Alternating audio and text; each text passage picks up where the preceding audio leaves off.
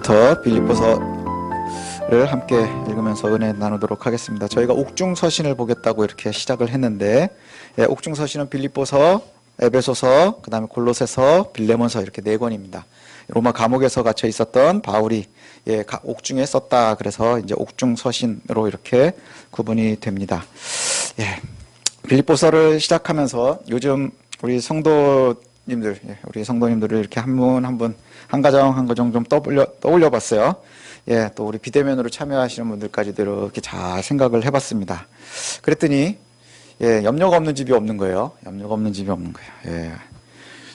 질병 때문에 아파하고, 또 불확실 때문에 불안해하고, 망가진 관계 때문에 아파하는 가정들이 굉장히 많더라고요. 그래서 그거를 빼놓고 보니까 저를 포함해서 남는 가정이 없는 것 같아요.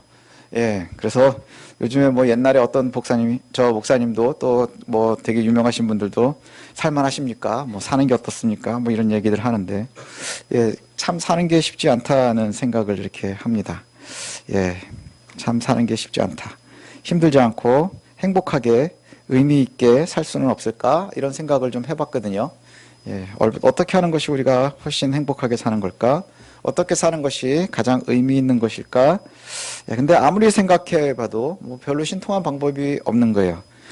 돈을 많이 벌어서 만난 거 많이 먹으면 굉장히 기쁠 것 같다 그러지만, 또 연구를 해보신 분들 보면 그게 그렇게 오래 가지는 않는다고 그래요. 그렇죠? 뭐 물건을 가지면 그것이 감가상각되고 뭐 이러면서 새 거가 나오면 또 화가 나고 뭐 이렇다고 그럽니다. 그래서 좋은 추억거리를 많이 만들어라 이렇게 얘기를 하는데, 또 추억거리를 만들면 그 과거 생각하면서 자꾸 추억에 빠진다는 건 지금 힘들다는 얘기가 또 되기도 합니다. 그래서 현실이라는 걸로 언젠가는 다시 돌아오고 이러다가 보면 힘들기도 하고 어렵기도 하고, 과연 성도는 예수를 믿는 우리 성도는 어떻게 이 땅을 살아가야 될까? 어떻게 사는 것이 가장 의미 있는 것이고 잘 살고 행복한 것일까? 이런 고민을 좀 해봤습니다. 그래서 빌립보서를 보면서 빌립보 교회 성도들에게서 좀 근본적인 답을 좀 찾아봤으면 좋겠습니다. 빌립보 교회와 바울의 인연은 좀 독특합니다. 빌립보 교회를 처음 바울이 만나게 된 것은 두 번째 여행을 할 때 처음 만나게 됩니다. 두 번째 여행을 처음에 시작을 하려고 할 때 예수 그리스도를 만나고 바울이 사막에 가서 광야에서 있다가 다시 고향으로 돌아가 있었는데, 그를 갖다가 건져낸 것이 누구냐 하면 바나바입니다. 바나바가 바울에게 안디옥에서 같이 우리가 사역을 하자, 그래서 그걸 불러들였거든요. 그래서 같이 1차 전도 여행을 했습니다. 그리고 나서는 얼마나 기뻤겠습니까? 내가 드디어 그리스도의 일을 하는구나. 그리고 나서는 다시 두 번째 전도 여행을 계획을 하다가 거기에서 가장 중요한 동료를 잃습니다. 바나바와 굉장히 성경에서도 보면 아주 심하게 다퉜다 이렇게 나오거든요. 심하게 다투고는 헤어집니다. 이유는 뭐냐 하면 1차 전도 여행 때 데리고 갔었던 마가가 중간에 도망갔었거든요. 근데 2차 때도 다시 데려가자 그러는데, 바나바의 조카이기도 해서 바나바는 데려가기를 원하지만 바울은 안 된다. 도망갔으니까 안 된다. 그래서 그것 때문에 서로 싸우게 되고요. 그래서 2차 전도여행 때부터는 바나바와 바울이 각자 다니게 됩니다. 각자 출발을 하게 되고요. 그래서 바나바는 마가 요한을 데리고 가고요. 그 다음에 바울은 실라와 함께 여행을 이제 시작을 합니다. 그래서 처음에 시작한 거는 1차 전도 여행 때 돌았었던 곳을 이렇게 다시 방문을 하거든요. 그것을 방문을 하니까 한번 상상을 해보십시오. 얼마 전에 내가 가서 교회를 세웠었고 거기에 있는 성도들이 신앙생활을 하고 있는 것을 갖다가 보면 갈 때 얼마나 마음이 편안하겠어요? 아는 사람들이죠. 반가울 겁니다. 그래서 반가운 곳을 쭉 다니고, 그렇게 다니면서 소아시아 지역을 이렇게 돌고 있었습니다. 그러다가 조금 더 이제 새로운 곳을 가기 위해서 조금 더 소아시아의 북쪽으로, 동쪽으로 이렇게 가려고 하는데, 그곳에서 좀 문제가 생기는데, 그게 뭐냐 하면 변수가 생기는데, 하나님의 영이 나타나서 마게도니아로 가기를 원하시는 거예요. 이게 참 어려운 게 뭐냐면 1차 전도여행을 하면서 바울은 어쩌면 기쁨이 좀 있었을지도 모르겠어요. 왜냐하면 이전에 만났었던 사람들을 만나고, 또 만나서 나에게 좀 알고 있는 사람들과 함께 복음을 전하면 훨씬 편안한 마음이 있지 않겠습니까? 기쁨도 있고 반가움도 있고, 그리고 또 실제로 사도행전 16장에 보면 그때의 교회들의 믿음이 굳건해지는 것 같았고, 믿는 이들의 수가 늘었다 이럽니다. 목회자가 전도를 하는데 가서 반가운 사람들이 많아지고, 그들과 함께 교회는 튼튼해지고 그리고 믿는 사람들의 수가 늘어나고 얼마나 신났겠습니까? 그래서 그곳을 더 열심히 그곳을 중심으로 복음을 전하고 싶어 하는 거죠. 행복을 따라갈 것 같은데 근데 그 성공의 순간에 변수가 뭐냐? 하나님의 뜻인 거예요. 하나님의 영이 나타나서 사도행전 16장에 보면 뭐라고 하느냐 하면 성령이 아시아에서 말씀을 전하지 못하게 했다 이렇게 얘기를 해요. 성령이 아시아에서 복음을 전하지 못하게 하고 결국엔 어디로 가게 하느냐? 소아시아 지역의 사역을 끝내고 마게도니아로 넘어오기를 원하는 거예요. 환상 속에 보니 어떤 사람이 나타나서 우리에게로 와서 복음을 전하라 복음을 전하라. 그래서 그것을 바울이 보고 뭐라고 생각을 했느냐? 아, 하나님께서 마게도니아에 가서 복음을 전하라 하시는구나. 그래서 에게해를 건너고 그리고 나서 그곳에서 이제 복음을 전하는데 어디를 가느냐? 처음 도착한 도시가 바로 빌립보입니다. 그러니까 따지고 보면 이곳은 어떻게 간 곳입니까? 사실은 계획이 없던 곳이에요.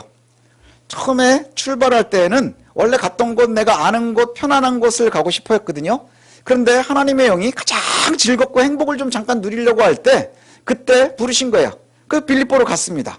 빌립보로 갔으면 하나님 잘해주실 줄 알았어요. 가자마자 제일 먼저 만난 게 누구냐? 루디아라고 하는 여인을 만납니다. 자주장사 루디아라고 아시죠? 근데 그가 복음을 받아들이고 세례를 받고 그리고 자기의 집에 거하기를 원해요. 자기의 집에서 거주하기를 원했다는 것은 뭐냐면 루디아의 집이 빌립보의 교회의 시작이 되는 겁니다. 그리고 그곳에서 여인들이 생기게 되고요. 그 다음에 사람들의 수가 늘어나고 교회가 세워지고 이런 경험을 이제 그곳에서 하게 됩니다. 얼마나 기뻤겠습니까? 그런데 그것도 아주 잠시였어요. 루디아의 집에 거하면서 이제 바울이 시간을 정해놓고 기도를 하러 가려고 할 때마다 기도를 하러 가는 그 길목에 귀신 들린 여인이 하나 있는 거예요. 귀신 들린 여인이. 귀신 들린 여인이 하나 있어가지고 갈 때마다 뭐라고 얘기하느냐 하면 지극히 높으신 하나님의 종이다 이러고 이제 자꾸 얘기를 하는 거예요. 틀린 말은 아니죠. 하나님의 종이잖아요, 바울이. 근데 귀신이 쫓아오면서 하나님의 종이다, 하나님의 종이다 이러니까 얼마나 귀찮았겠습니까? 너무너무 귀찮지 않았겠어요? 바울이 어떻게 할게요? 괴로워서 귀찮아서 귀신을 쫓았습니다. 사랑하는 마음, 성경에 보면 사랑하는 마음, 어여삐 여기는 마음, 안타까운 마음이 아니고요. 그 왔다 갔다 하는데 굉장히 귀찮게 하니까 성경의 우리 표현에는 괴로워서 내가 내게 명하노니 떠나라, 나오라. 그랬더니 그 시로 귀신이 나갔습니다. 근데 이게 문제가 생긴 거예요. 왜냐하면 이 귀신 들린 여인은 귀신을 통해서 점쳐서 먹고 살았어요. 주인이 따로 있습니다. 여종입니다. 근데 그 종의 신령함이 없어진 겁니다. 귀신 들린 게 없어진 거예요. 그럼 뭐 하겠어요? 이 종을 쓸 데가 없어진 거예요. 그래서 그때부터 사람들이 바울을 싫어하기 시작을 합니다. 그래서 고소를 하는데 뭐라고 고소하느냐? 로마가 받아들일 수 없는 것을 전한다. 그래서 곧바로 감옥에 갇힙니다. 실러와 함께 감옥에 갇히고 그리고 나서는 감옥에 가기 전에 매 겁나게 맞고 성경에 보면 하여튼 매를 겁나 맞았다 그래요. 겁나게 매 맞고 감옥에 갇혔습니다. 여러분 같으면 무슨 생각을 하시겠습니까? 아, 고달픈 내 인생 뭐 이러고 나서 뭐 그러지 않겠습니까? 뭐 어떤 찬양을 하시겠습니까? 철사줄에 두 손 꽁꽁 뭐 이런 거 하지 않겠습니까? 되게 서러웠을 것 같아요. 근데 여기에서 바울과 실라가 밤새 찬송을 합니다. 우리가 알고 있는 것처럼 밤새 찬송을 하자 지진이 나고 옥문이 열렸어요. 그때 간수가 놀란 게 모든 도둑놈들이 죄수들이 다 도망갔겠구나. 그럼 그 죄를 갖다가 내가 책임을 져야 되겠구나. 그래서 그곳에서 자결을 하려고 하는데 나가지 않은 바울과 실라가 멈추라. 죽지 말라. 그래서 결국엔 감동한 그 간수가 자기의 집으로 바울을 데리고 가고 그곳에서 상처를 싸매고 그리고 와서 이런 질문을 합니다. 우리가 잘 알고 있는 사건입니다. 우리가 어떻게 해야 구원받겠습니까? 그랬더니 우리가 잘 알고 있는 것처럼 주 예수를 믿으라. 그럼 너와 내 집이 구원을 받을 것이라. 그래서 간수가 그곳에서 예수를 믿고 세례를 받습니다. 너무나 대단하죠. 루디아의 집에서 교회가 생겼고 그리고 나서 간수가 복음을 받았습니다. 자, 그리고 나서 그 다음 날이 됐는데 그가 로마 시민인 것을 알고 이제 관리들이 난리가 난 겁니다. 그리고 나서는 그곳에서 쫓겨납니다. 빌립보에서 떠나달라고 부탁을 해서 결국엔 옥에서 나온 바울 일행이 루디아의 집에서 사람들과 작별한 다음에 떠났습니다. 이게 빌립보에 대한 기억이 전부입니다. 빌립보를 갈 때는 억지로 갔고요. 가자마자 루디아의 집에서 뭔가가 시작이 될 듯 알았어요. 그때 잠깐 기뻤는데, 그리고 바울의 뇌리에 남아있는 빌립보의 기억은 뭐겠습니까? 매 맞고 감옥에 갇혔던 거예요. 그리고 나서 곧바로 쫓겨났습니다. 빌립보 교회는 이렇게 세워졌습니다. 계획대로 간 것도 아니고 억지로 가서 복음을 좀 전하려고 했더니 엄청나게 두드려 맞고 감옥에 갇혔다가 쫓겨난 곳입니다. 이후에 2번 정도를 더 방문하게 되거든요. 2번 정도를 더 방문하게 되는데 성경에는 특별한 기록이 없어요. 그러니까 가장 중요했었던 사건은 뭐예요? 감옥에 갇혔던 거, 루디아의 집에서 교회가 세워졌다는 것, 뭐 이 정도밖에 되지 않고요. 나중에 3차 전도여행 때 또 한 번 나오는데 그게 뭐냐 하면 전도여행을 거의 다 마친 다음에 사람들이 막 말리는데 예루살렘으로 가고자 하죠. 너 가면 죽는다 그럴 때에 그 출발점이 빌립보입니다. 빌립보를 통해서 에베소를 통해서 이제 예루살렘으로 가게 되거든요. 자, 이 사도행전 16장에 보면 빌립보에서는 오랫동안 머물지 않은 것 같아요. 수일을 머물렀다 이렇게 표현을 해요. 수일을 머물렀다. 그러면 며칠 동안 머물렀는데 그동안에 뭐 한 거예요? 루디안의 집에서 전도하고 며칠 왔다 갔다 하다가 귀신 들리는 애가 막 괴롭혀가지고 그거 쫓아냈다가 감옥에 가서 겁나게 맞고 그리고 나서는 잠깐 있다가 나온 거 그리고 쫓겨났어. 이게 답니다. 빌립보에 대한 기억은 그게 다예요. 그런데 오늘 본문에 보니 늙은 사도 바울이 로마 감옥에 갇혀서 빌립보를 기억할 때마다 감사가 넘친답니다. 빌립보 교회와 성도들을 기억할 때마다 기쁨이 넘친답니다. 그가 감사와 기쁨으로 빌립보를 위해서 기도한다는 거죠. 굉장히 좀 묘하지 않습니까? 빌립보의 기억이 좋지 않은데 빌립보의 사건을 생각하면 좋은 기억이 별로 없는데 특별히 기억나는 사건은 엄청 두드러 맞고 감옥에 갇혔던 것뿐인데 심지어 떠날 때도 쫓겨왔었던 것뿐인데 그런데 빌립보를 기억할 때 감사가 넘친다. 지금도 감옥에 갇혀 있는데 이게 무슨 일일까요? 빌립보를 생각할 때마다 기도할 때마다 바울이 하나님께 감사하고 기뻐한답니다.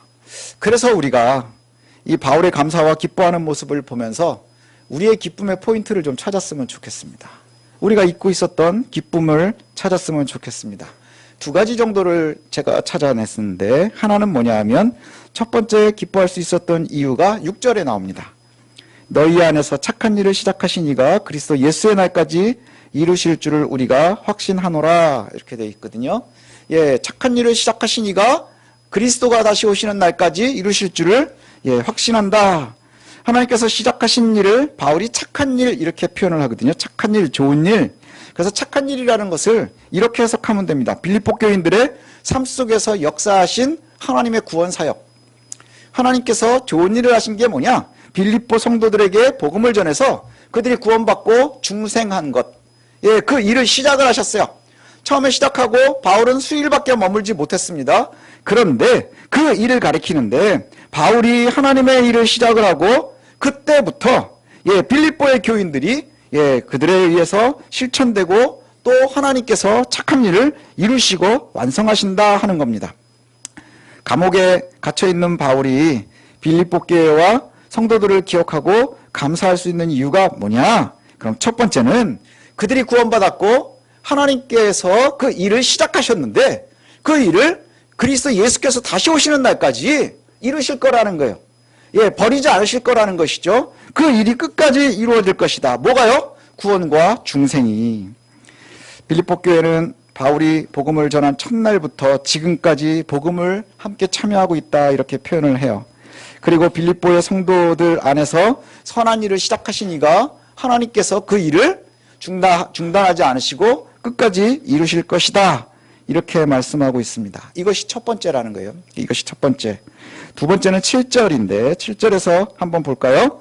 내가 너희 무리를 위하여 이와 같이 생각하는 것이 마땅하니 이는 너희가 내 마음에 있음이며 나의 매임과 복음을 변명함과 확정함에 너희가 다 나와 함께 은혜에 참여하는 자가 됨이라. 감옥에 갇혀 있는 바울이요 이렇게 얘기를 해요. 죄수의 몸으로 지금 갇혀 있는 거죠. 죄수의 몸으로 내가 갇혀 있습니다. 바울이 로마에 와서 갇혔어요. 갇힌 것 때문에 사람들이 걱정을 했는데 바울이 뭐라고 얘기하냐면 내가 갇혀서 이제 나를 변호해야 되잖아요. 나를 변호해야 되는데 바울의 죄목이 뭡니까? 로마에서 허락하지 않는, 받아들일 수 없는 이상한 것을 가르친다는 거예요. 예, 그런데 나를 갖다가 변호하려고 하니까, 내가 갇힌 이유를 변호하려고 하니 그리스도의 복음도 변호해야 되는 거예요.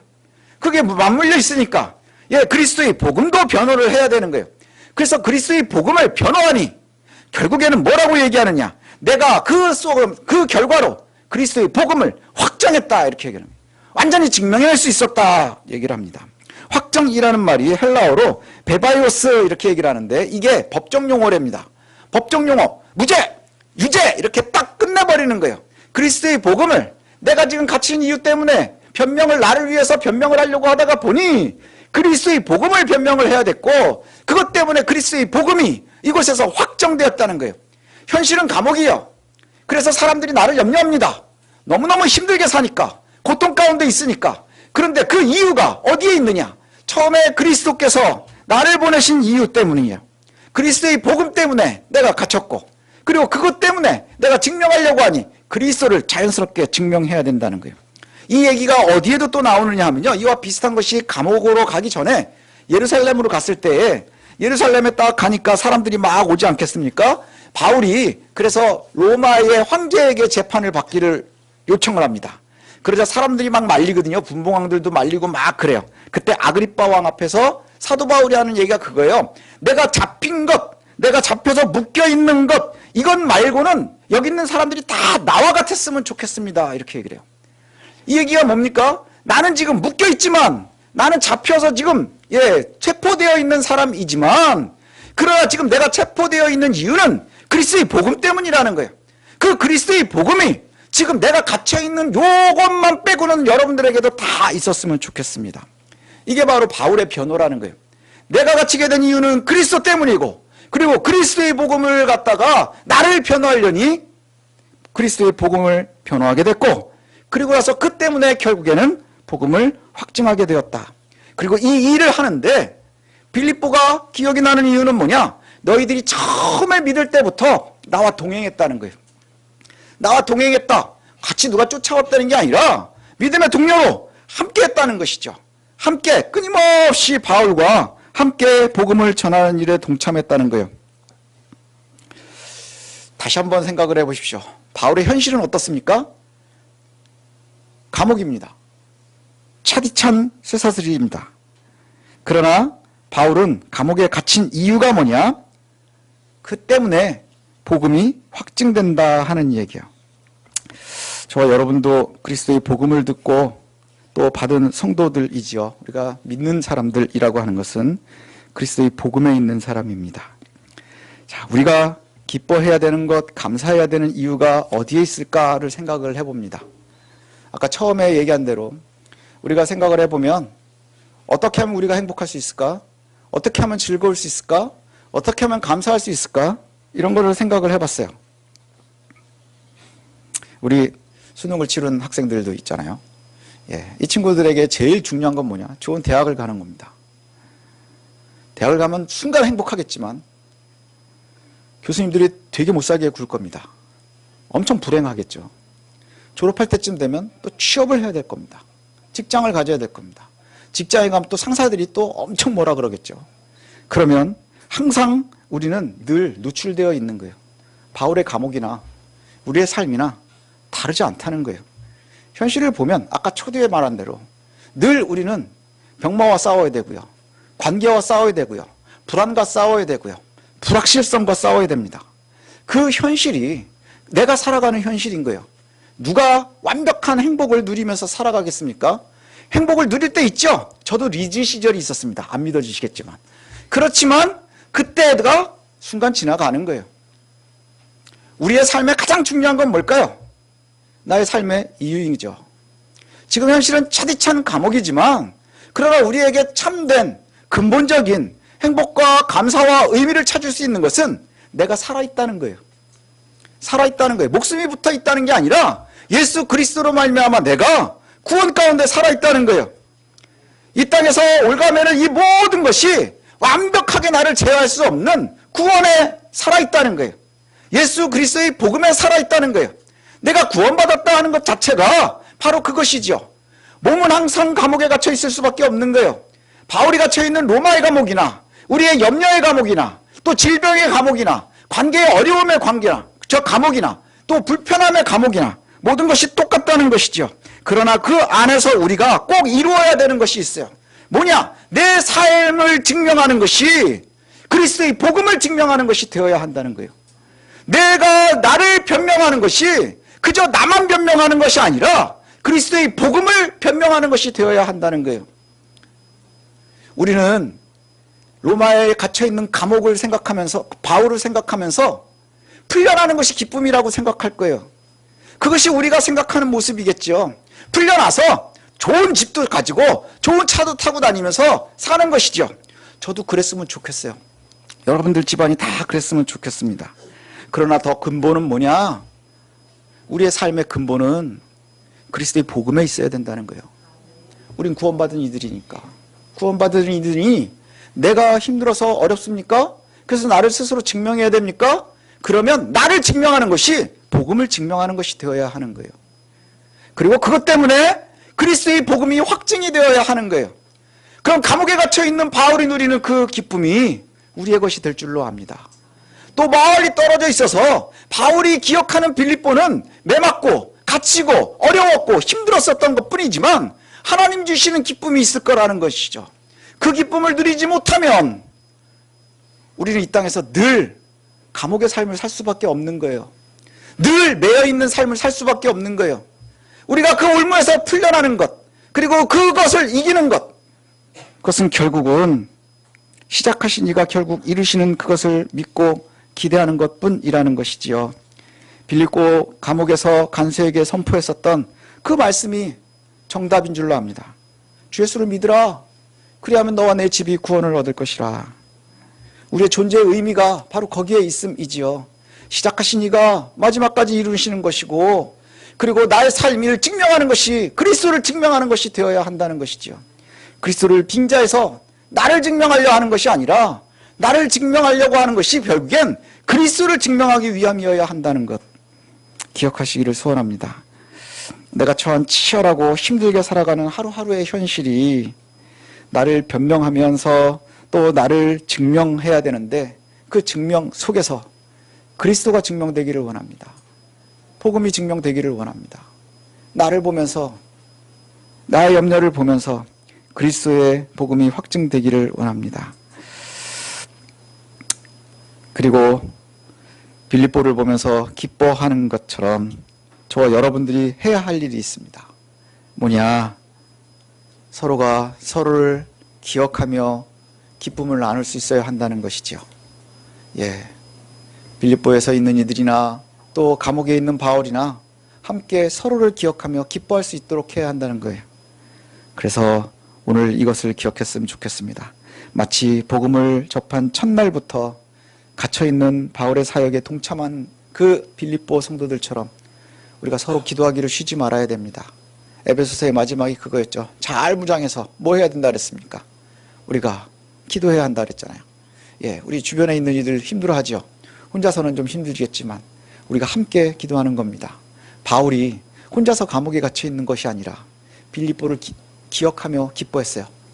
빌립보를 기억하면서 기뻐하고요. 에베소를 기억하면서 기뻐하고요. 자기의 성도들과의 교제를 통해서 이겨낼 수 있었던 것처럼 저와 여러분들도 그와 같은 은혜가 있기를 원합니다.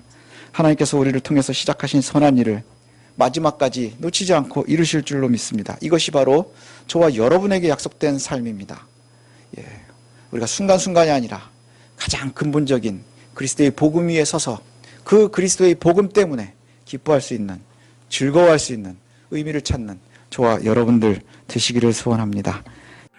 God loves you. I pray that you believe in Jesus and receive salvation. 하나님 널 사랑하십니다. 예수님을 믿고 구원을 받으시길 기도합니다. God loves you.